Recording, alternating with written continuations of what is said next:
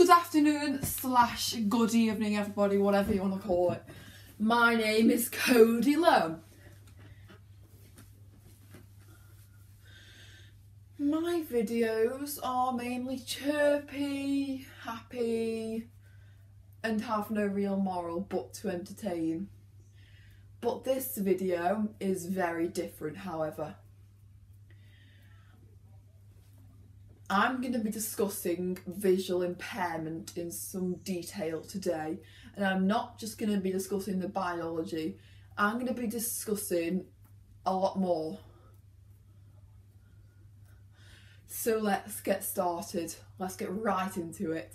I'm going to be discussing my story, my eye condition, and how I deal with certain situations, because visual impairment can really influence how you deal with social situations and other situations like being in public.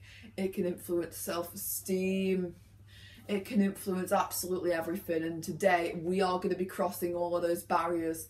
We're going to be talking about everything.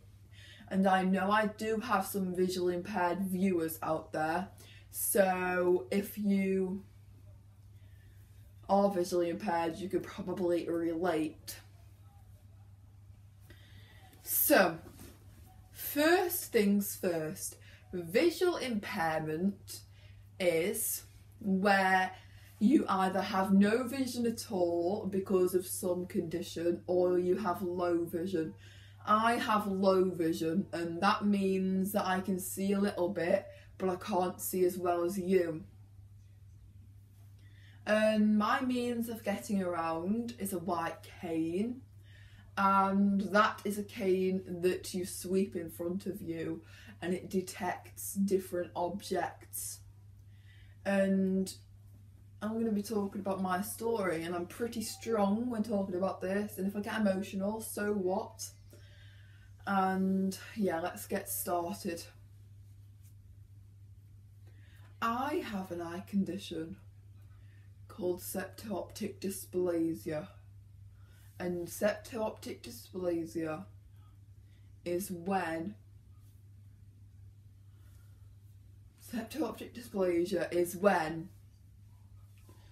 the optic nerve fails to develop as well as yours has developed. So in my mum's womb, not enough fibres developed to help my vision. So for example, you have about 5 million fibres when I only have a few hundred fibres in my eyes. And the optic nerve is the bone at the back of your eye. So the optic nerve is at the back of your eye, near the cornea and all that. And sorry, the bed's just making noises. Anyway, I want to reach out to you. I'm reaching out because I want to get a message across. And as I say, we're going to be talking about visual impairment in detail, and I am going to say the message at the end of this video, so I'm going to keep you in suspense, and I'm not going to hint it in the title either. I'm just going to get straight to the point and talk about my story. Now, I was born on the 9th of July 2005. I was born in the UK to parents Kirsty Shotton and Trevor Lowe. Yes, my parents have been married, but now they're looking at divorce. I was born and nothing was wrong for 3 weeks. And yes, I was born with this visual impairment.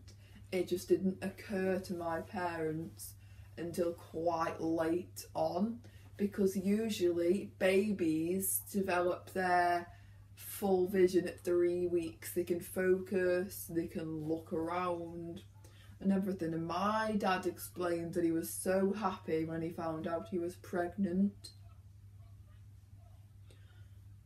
My mum was pregnant. My dad was so happy when he found out that he was going to be a father to his firstborn and his daughter.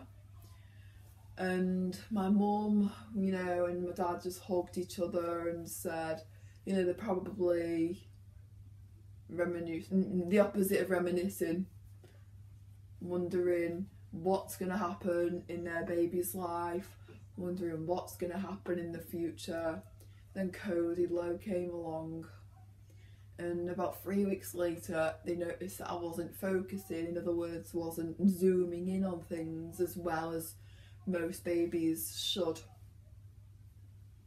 So my dad knew at the pit of his stomach that I was visually impaired, and my mum knew at the pit of her stomach that I was visually impaired. So I went to the eye doctor with my parents, and they did all sorts of tests. They run all sorts of tests, and they came to the conclusion that I am visually impaired. And they came to the conclusion that I was never going to have full vision. But on the optimistic side, there is technology developing all the time, and in the future I hope that I will be able to see. I hope I'm reaching out to you right now. It might not seem like I am, but I've not got into the deep emotional stuff yet. My mum and dad said that when they found out that I was visually impaired, they couldn't get over the shock. They couldn't get over why. They couldn't get over why it had happened to them. They couldn't get over the misfortune of it all. And I totally get that. They say they remember showing me off to my family, and sometimes in my heart I just feel like, why would it have to happen to my parents? If God existed, why would he do this to me? And if God was real, then why on earth, if he is this almighty God, why on earth would he make someone visually impaired? And why on earth would he pick me? And I know about all the theories, and I know that people say, oh, God has a plan for everybody. But I'm sorry, I'm an atheist. I don't believe in God at all. I believe that we were born because we were conceived by our parents. We were born because our parents gave birth to us. I don't believe there's a mind behind the world. I believe the world was created. And anyway, we're getting off track. So I was wondering, why on earth was it happening to me? And probably my parents wondered too. I wonder this still. And I'm nearly 15. I wonder, why has this happened to me? And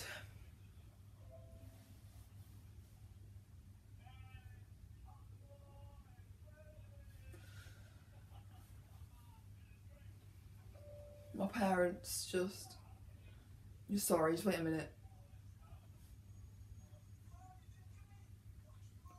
My parents stayed at my nan's house for about 3 weeks because my nan was there, and they all cried and cried and cried, which I'm not very pleased about. Well, they're bound to cry really, but why them? Why would God have to inflict such a pain on human beings? Why the firstborn? Why couldn't it have happened to their fifthborn or something, even though they don't have a fifth child? Like, why me? And I wonder this all the time. Why me?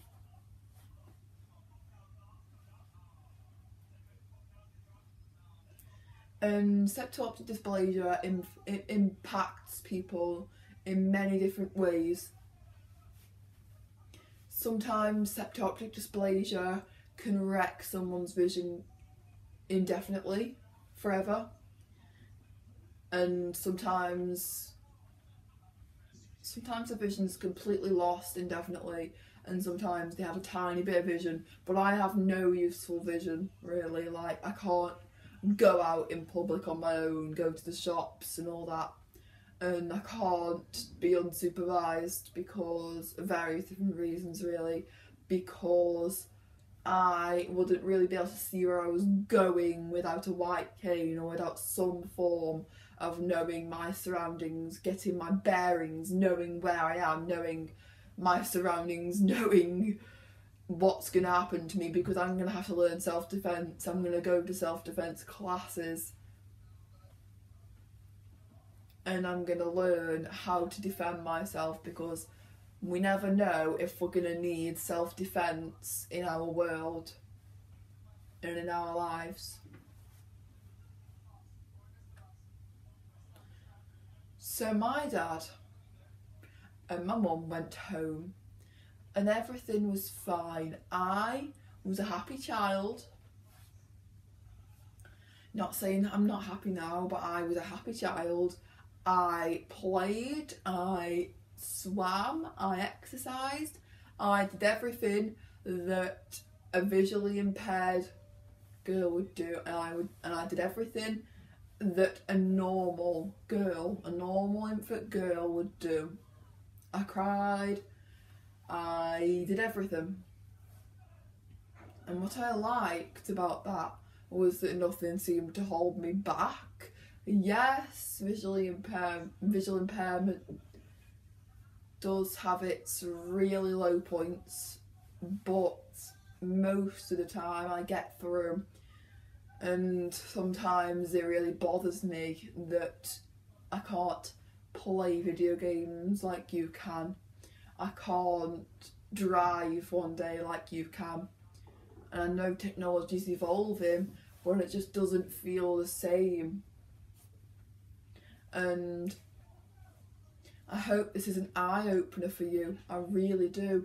I hope you're going to watch this video and think, whoa, I'm never going to hate on a visually impaired person again, because that's what I'm aiming for you to think today. But I just haven't gotten to talking about that yet. And I could drone on 4 hours about visual impairment. 4 hours. I might have to do a part 2. But when Jack did a video about this, he didn't go deep into the turmoil. Because there is turmoil being visual.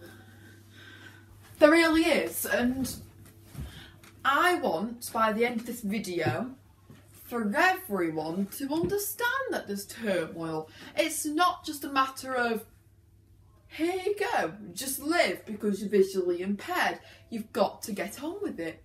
Well, no, we can be emotional too. Just because someone's visually impaired, it does not mean by any means that they are different inside.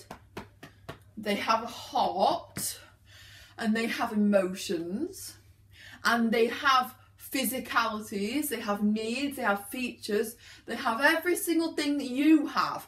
Just because that someone's visually impaired, it doesn't mean they're different in any single way, shape or form. So what I really don't understand is, why do people hate on the visually impaired? Why have I seen news feeds of people beating up visually impaired people? It's sick, twisted, and you should never, if you're in your right mind, do such a crude and cruel act. It's just not right. We should respect each other. We should be kind to each other. We should respect each other's needs. We should respect what each other wants. We should respect everyone in the world, and we should play our part to make the world a better place, because the world is dangerous. Not everyone is nice in the world. Everyone needs to chip in and play their role. We all have a role in society and we should all play it. And there is turmoil, because we can feel really low about our self-esteem, like I have recently. I felt like because I'm visually impaired, I'm not going to get nowhere, but visually impaired people have got somewhere. Stevie Wonder is visually impaired and he has got somewhere. And there are countless visually impaired artists. There are countless visually impaired people who have made something of themselves. So what I don't understand is, why do visually impaired people seem to be targeted? And I get a hate comment every once in a while about the way I rock my head around because apparently you can't see the screen. Well, I've got two perspectives on this. Perspective number one is, I'm sorry for rocking my head around. If you don't like it, just don't watch me. And I just want to get more subscribers, and so I'm doing the best for you. I'm doing the best that I can possibly do. All I'm trying to do is gain more subscribers by making this fun, bubbly content for you. And I really don't want to disappoint people. And I know that I'm going to have to be prepared for some hate in my career as a YouTuber if I ever make it into a famous YouTuber, which I really hope I do. But I want to minimise that. Because when someone's visually impaired, it can really lower the self-esteem. And so I just beg of you, don't hate on anyone with a disability, because it is just absolutely crude and it's absolutely horrible. So take some time to reflect when you're being a keyboard warrior. Take some time to reflect when you're putting a nasty comment. Sorry, I've got a really rude interruption. So take some time out of your day to reflect whenever you're being a keyboard warrior, whenever you're putting a nasty comment on someone else's video and you've just stumbled across it when you're looking for tutorial videos, just think, I don't know that person's circumstances and I shouldn't hate on that person anyway, and 1,000,001 different things like that. You shouldn't hate on anyone. And I'm not going to reply to haters with apologies no more. I'm not going to, because there's a quote from this This Is Me song. This is me. This is brave, this is bruised, this is who I'm meant to be, this is me.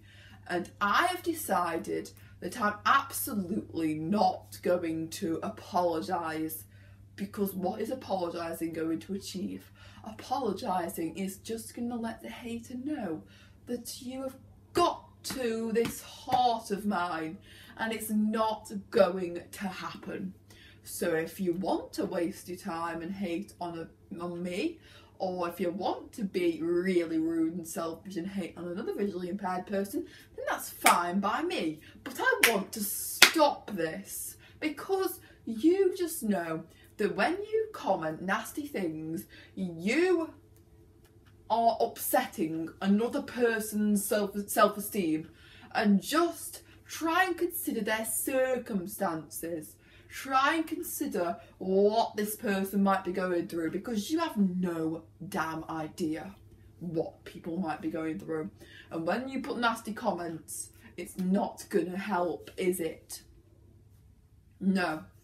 So I want to stop seeing these news feeds with visually impaired people getting beat up by people who think they're sick, you know, people who think they're bigger, and people who think they're braver, when in reality they're just sick, psychotic morons.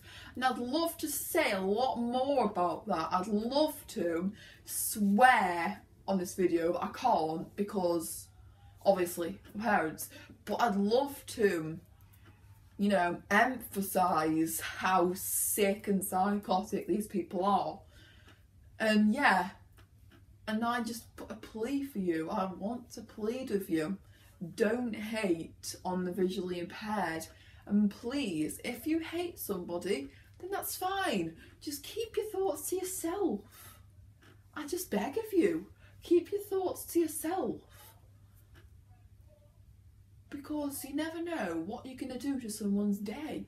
You never know if they're pushed so far. You don't know if that comment could be the difference between someone's life and the difference between someone's demise. Like, that is just, that just isn't good. Because I bet that if you found out the person killed themselves, you'd be really, really distraught, and you'd be really angry with yourself. So just think, when you put nasty comments, just don't do it. Don't do it. And if you're spiteful enough to not care about someone who is, you know, suffering, then that's not my problem. That's your problem. And I hate people like that. And yeah, you know, please subscribe to my channel. I want to get far on YouTube, and I'm not begging for subscribers. I'm just trying to do my best for you and promote my channel. Please share this video with your friends, and just know that I never hate on anyone. So just please share this video with your friends and ask them to subscribe to my little measly corner on the internet. So see you soon, and as always, stay safe, well and happy. Goodbye. I hope the message gets through. And if the message gets through to just one person, I'll be happy.